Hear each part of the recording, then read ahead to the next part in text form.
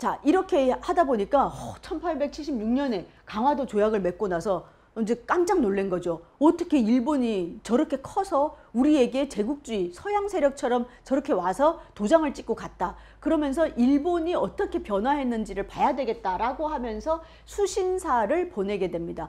그래서 5월에 수신사를 2월에 강화도 조약을 맺고 3개월 후인 5월에 이제 수신사를 보내게 되는데요. 보내고 나서는 이때 별로 준비가 안 되어서 2차 수신사를 1880년에 보내게 됩니다. 그때 대표적인 사람이 김홍집이었죠. 그래서 이 2차 수신사로 가서 일본의 그 상황들을 보면서 김홍집도 너무 놀란 거예요. 이렇게 발전한 거를 보고 깜짝 놀랐는데 돌아올 때 가지고 온 책, 그 책이 바로 조선책략이라고 하는 책이 되겠습니다. 이 조선책략은 누가 썼냐? 청나라 사람이 썼는데요. 황준헌, 일본에 있던 공사의 관리 황준헌이 쓴 책인데, 이 조선책략에는 어떤 내용이 담겨져 있느냐? 방아책, 러시아를 막는 그런 책이 뭐냐? 바로 친중국 해야 되고 결일본 해야 되며 연미국 해야 한다라는 내용입니다. 그 내용을 한번 읽어보면, 오늘날의 국제정세로 판단컨대 제정 러시아는 항상 청한일 삼국이 두려워해야 할 강적인 바, 그러니까 러시아를 두려워했던 거예요. 조선은 모름지기 종주국인 청국, 기분 나쁘지만 이렇게 표현했습니다. 종주국인 청국과 가까이 하고, 또 이웃나라인 일본과도 작은 허물을 버리고 대계에 따라 옛 정을 바로잡고, 삼국이 노력해서 영토의 보존을 도모해야 한다. 그 외에 이 미국에 대한 그 청나라 사람의 그 생각이 담겨져 있죠. 그 외에 미합중국은 건국 이래로 선왕의 유운을 지키고 예의로서 내정에 간섭하지 않는다. 이때까지는 그랬나 봐요. 이렇게 되어 있습니다. 그리고 그 나라는 강성하여 동서대양에 걸쳐 있고 언제든지 약자를 부조하고 공의를 유지하는 것만을 생각하고 있다. 지금 몇 년이 지났죠? 지금 한 60년 지났나요? 중국하고 제일 부딪히는 게 미국이다. 그쵸? 근데 이때는 그랬다는 겁니다. 조선은 모름지기. 그래서 이 나라 미국과 조약을 체결하여 그 지원에 의지할 것이다. 이렇게 이야기를 한 거예요. 그래서 김홍집도 그래, 중국하고 친해야 되고 일본과 결연을 계속 해야 되고 미국과도 연결을 해야 된다. 이러한 책을 가지고 왔는데, 이 책이 우리 궁중뿐만이 아니라 소위 말하는 궁에 반대하는 그러한 파들에게도 아주 그 충격적인 그런 책이었습니다. 그래서 이것은 정치인들만 뿐만이 아니라 대표적으로 보수파인 위정척사파에게도 충격적이었어요. 그러면서 이 김홍집을 처형하라는 상소까지 빗발치게 되는 것입니다. 뭐라고 얘기했냐? 저 준헌이라는 자, 조선책략을 쓴 사람이죠. 준헌이라는 자 스스로 중국인이라 칭하면서 실제로는 일본의 농객이다. 이 조선책략 책 안에는 이 서양 세력들이 믿고 있는 종교에 대한 야소교 이러면서 이제 기독교에 대한 이야기도 나오면서, 그렇게 예수가 나쁜 게 아니더라, 사랑을 이야기하더라, 이런 이야기까지 있는 거예요. 그러니까 조선 유학자가 보기에는 삿되고 삿된 것인 거죠. 그렇죠? 그래서 위정척사론이 다시 대두하게 되는 그런 계기를 만들어준 것이 바로 이 조선책략이라는 책입니다. 그러다 보니 영남 지역에, 그때 영남 지역에 유학자들 엄청 많이 살고 있었잖아요. 영남 지역의 유학자들 10,000명이 상소를 제기하는 거예요. 그래서 영남 만인소가 1881년에 엄청 긴 길이로 이거를 해서 개국을 쇄국을 해야 된다 이러면서 저 책을 가지고 온 김홍집이라는 자를 처형하시옵소서, 이런 상소가 올라가게 되는 거죠. 이러한 그 여론이 움직이면서 누가 부활하겠어요? 쇄국 정책을 펼쳤던 흥선대원군이 부활하게 되는 거예요. 그러면서 희망을 가지게 되는데요. 이때 이러한 흥선대원군 파에서는 어떻게 했냐? 흥선대원군의 양서자였던 이재선을 다시 올리는 그런 역모 사건이 발각이 되면서 이재선은 제주도로 귀양 갔다가 사약을 먹고 사사되게 되는 거죠. 이러한 사건들이 있었던 시기가 1881년이 되겠습니다.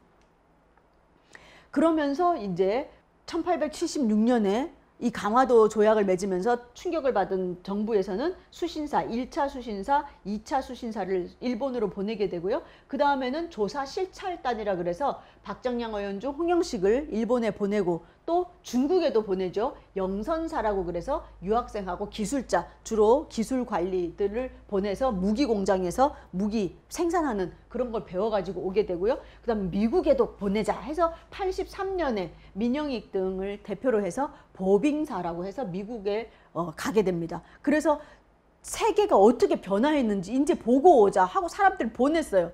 그래서 갔던 사람들이 다 어떻게 됐어? 일본으로 갔던 사람은 친일파가 돼서 돌아오고요.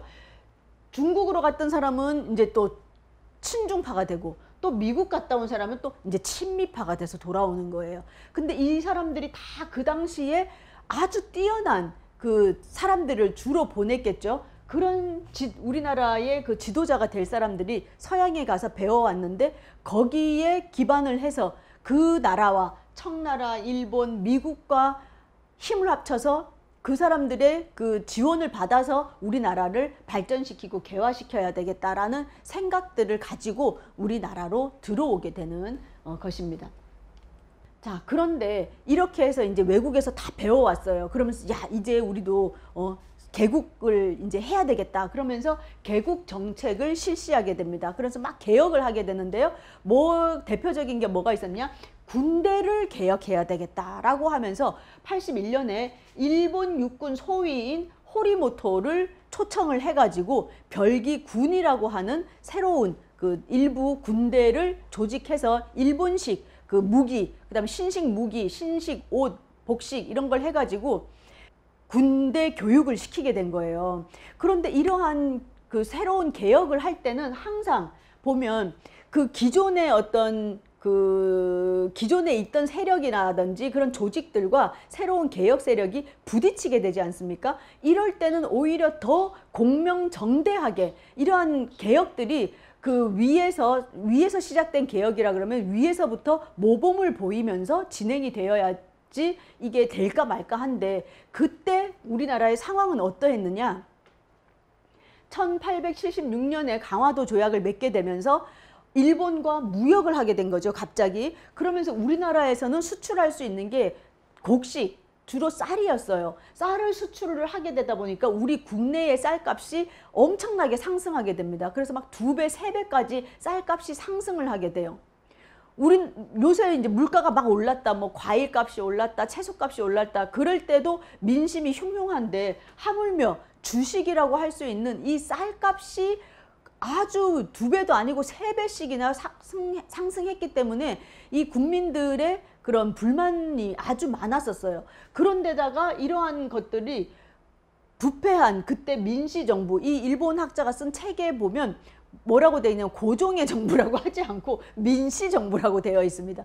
그 정도로 이렇게 부패했던 그 상황이었어요. 이러할 때 고관들이 쌀을 자기들이 매수하게 되고 이런 부패들이 밝혀지면서 많은 그 불만들을 사고 있을 때였어요.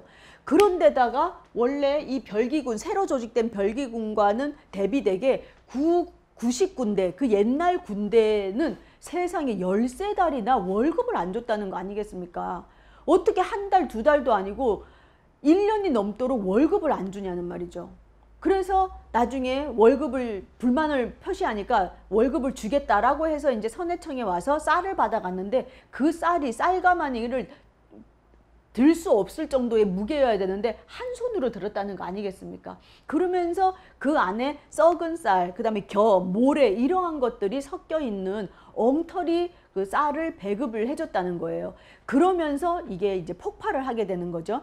그렇게 해서 이제 이러한 것에 대한 항의를 했는데 바로 민겸호가 그 군란을 조사하는 조사관으로 임명이 된 겁니다. 그런데 이 민겸호라는 사람도 제대로 이렇게 그런 군인들의 어려움이나 이러한 것들에 대해서 해소하기는커녕 오히려 그것을 항의한 군인들을 탄압하게 된 거예요. 그러니까 이 군인들이 아니 이제 정부에게도 오히려 믿을 수가 없다. 그래서 누구를 찾아갔을까요? 바로 흥선대원군을 찾아가게 됩니다. 그러면 또 이제 흥선대원군이 또 자기 아들하고 며느리랑 같이 화합을 해가지고 이걸 해결을 해야 되는데 이때는 이미 건널 수 없는 강을 건너가게 된 거잖아요. 그러다 보니까 흥선대원군이 뭐라 그랬냐, 민씨 중신들과 일본 공사관을 습격하라 라는 지령을 내렸다고 합니다. 그러다 보니까 이게 굴난으로 이제 번지게 된 거죠.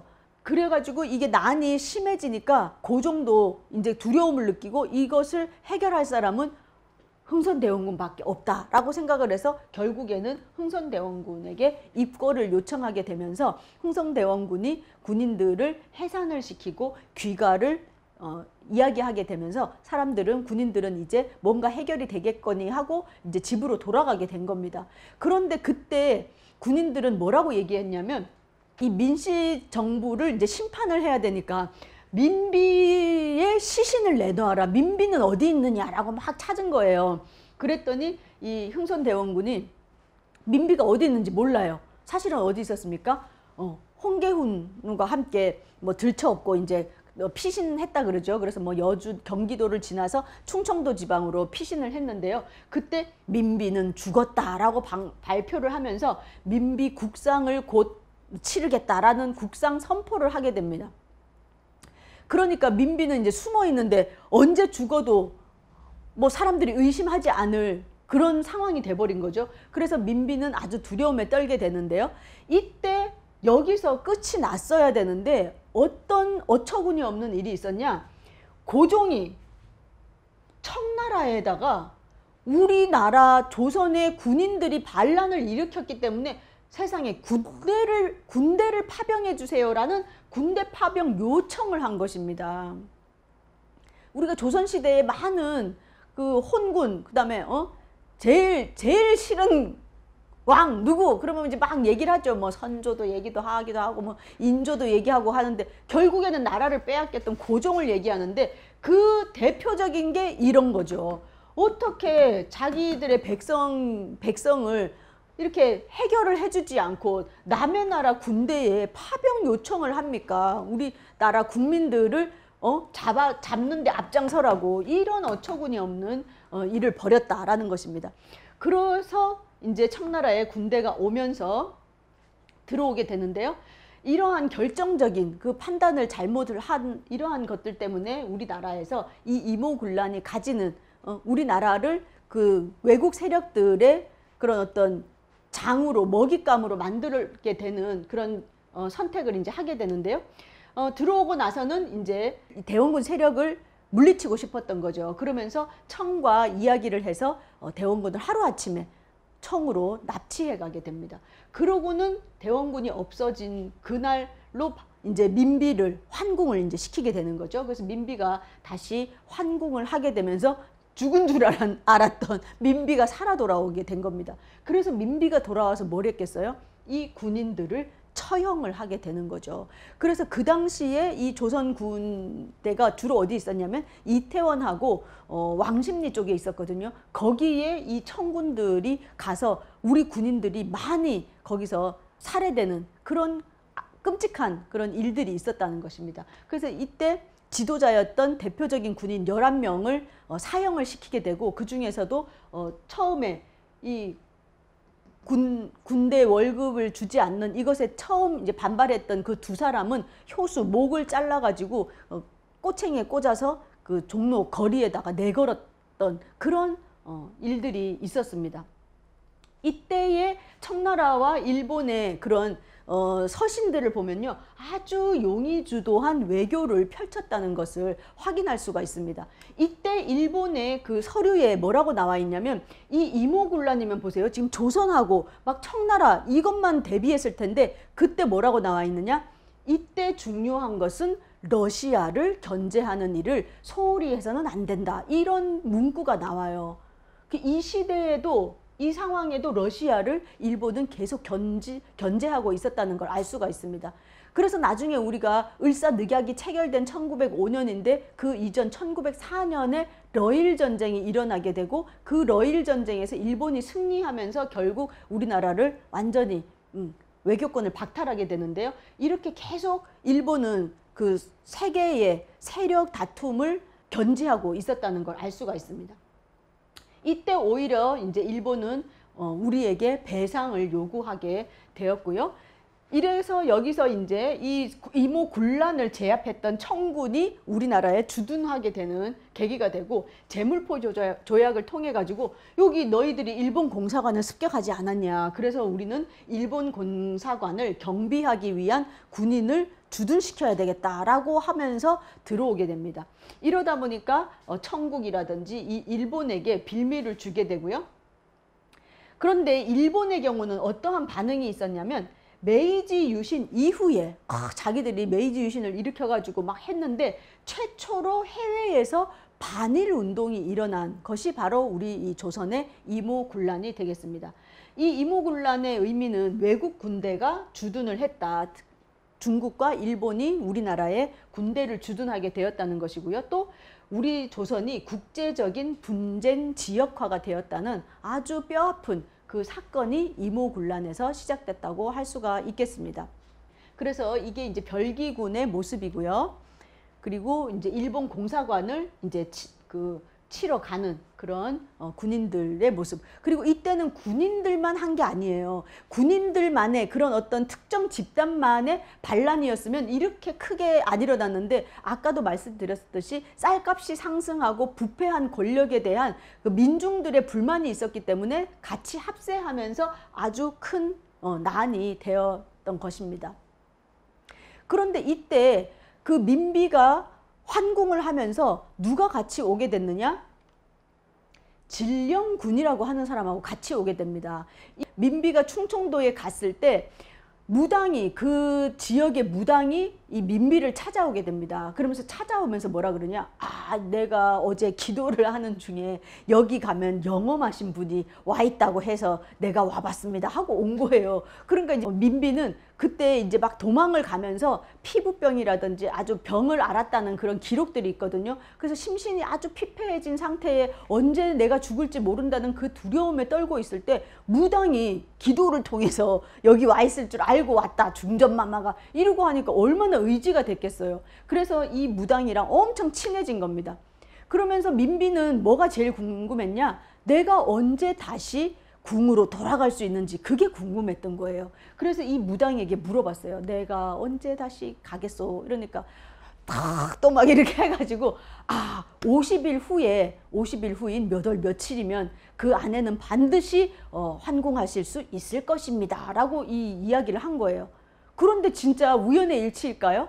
정말 50일이 지난 후에 환궁을 할 수 있는 그런 상황이 되어가지고 환궁을 하게 된 겁니다. 그러니까 이제 이 민비가 이 무당을 엄청 믿고 의지하게 된 거죠. 그래서 같이 궁으로 들어오게 돼요. 자, 조선시대에는 7개의 천한 그 직업 중에 하나가 무당입니다. 거기다가 특히 여자였어요. 그런데 이 사람에게 무슨 이름을 붙여줬다? 진령군, 진짜 영이 맑은 그런 군이다라고 해서 군을 붙여줬습니다. 이 군이라는 건 연산군, 광해군 하듯이 임금, 그 다음에 왕족에게만 붙여주는 거고, 신하 중에도 아주 큰 일을 한 신하에게만 겨우 붙여줄까 말까 한 그 군이라는 이름을 누구에게 붙여줬다? 조선 왕조 500년의 유일한 여자, 유일한 천민에게 붙여준 게 바로 이 진령군이 되겠습니다. 그래서 제가 또 조선왕조실록에 또 찾아봤잖아요. 찾아봤더니 검색을 요새 네이버에 가면 조선왕조실록 거기다가 진령군하고 딱 쳐봤더니 이 기사가 나와 있습니다. 뭐라고 되어 있느냐? 임금을 여기에 신령의 힘을 빙자하여 임금을 현혹시키고 기도한다는 구실로 재물을 축내며 요직을 차지하고 농간을 부린 요사스러운 계집 진령군에 대하여 온 세상 사람들이 그들의 살점을 씹어먹으려고 합니다 라는 그 상소가 올라왔어. 누구의 상소다? 지석영 선생, 종두법을 하셨고 한글을 학자로도 인정을 받고 계시는 지석영 선생이 올린 상소에 이 진령군에 대한 얘기가 나옵니다. 그래서 그 당시에 민비가 그 아들인 순종이 허약하고 건강이 안 좋으니까 어떻게 했다 그래요? 이 진령군이 뭐라 그래요? 왕세자를 낳게 하려면 금강산 12,000봉의 모든 봉마다 제사를 지내야 됩니다. 그러면서 곡식을 얼마를 해야 되고 돈은 얼마를 해야 되며 이렇게 해가지고 12,000봉에다가 그 제사 지내느라고 국고를 탕진했다는 거 아니겠습니까? 이러한 일들이 이 엄중한 국제사회 속에서 이렇게 하고 있었다는 게 정말 안타까운 노릇입니다. 자, 그 외에도 나중에 이 얘기에 보면 이거는 1907년에 그 조선왕조실록, 고종실록에 쓰여 있는 건데요. 이제 이유인이라는 사람을 처벌하기를 요구하는 그 글에 뭐라고 쓰여 있느냐? 을미년에, 그러니까 1907년 이야기니까요. 을미년에 무슨 일이 있었어요? 을미사변. 그래서 민비가 시해되는 명성황후 시해 사건이 있었잖아요. 그때 이야기를 합니다. 그러면서 이 이유인이라는 자는 을미년 어느 날 더없는 찬변이 일어난 후 이 슬퍼해도 모자랄 때 뭘 했다? 술자리를 벌이고 남쪽으로 내려가 취한 김에 춤을 추며 노래를 지어 서로 축하했다. 그러니까 이렇게 신화 중에 민비가 시해된 그때에 축하를 벌이는 사람들이 있었다. 그러면서 뭐라 그랬냐? 요녀 하나 지옥 가자 온 나라가 편안하네. 그러니까 이때 조선왕조실록에 명성황후를 요녀라고 이렇게 표현을 한 내용들이 나온다는 것입니다. 이 그때의 어떤 그 백성들의 그 마음 속에 어떤 마음이 있었는지를 이 조선왕조실록에서 우리가 조금 확인을 할 수 있는 그런 부분이고요. 그때 진령군 얘기도 나와요. 진령군을 누이니 아우니 하였다. 그래서 진령군한테 줄을 서가지고 거기에 줄을 서면 관직자리 한 자리 받고 돈 많이 벌 수 있는 그러한 시대였다는 것을 간접적으로 알 수 있는 이러한 기록들이 있습니다. 자, 그런데 여기 보면 이제 1882년에 이모군란이 있었잖아요. 그 이후로 이제 계속 여러 나라들과 이런 조약을 맺게 됩니다. 82년에 미국과 중국, 그리고 83년에는 영국과 독일, 1884년에는 이탈리아와 러시아, 86년에는 프랑스, 이렇게 해서 이제 82년 이모군란 이후 이제 우리가 허약한 걸 다 보여준 거죠. 그렇죠? 청나라 불러들이고 막 조선이 이러니까 온갖 나라들이 들어와서 이런 통상조약을 맺고 강제로 개방을 한 다음에 많은 약탈들이 이루어졌다는 걸 알 수 있습니다. 그래서 이때 비로소 우리는 그동안의 전통적인 질서, 중국을 중심에 놓았던 그런 전통적인 질서에서 새로운 국제법적인 질서, 서양과 일본이 들어오면서 이러한 그 두 세력 사이에 끼어 있는 그런 상황이 되었다. 그리고 동아시아의 주도권을 일본과 중국이 서로 대결을 하는 가운데 1894년 청일전쟁의 그런 그 현장을 바로 우리 이 한반도에서 일어나게 되었다라는 것을 알 수가 있습니다.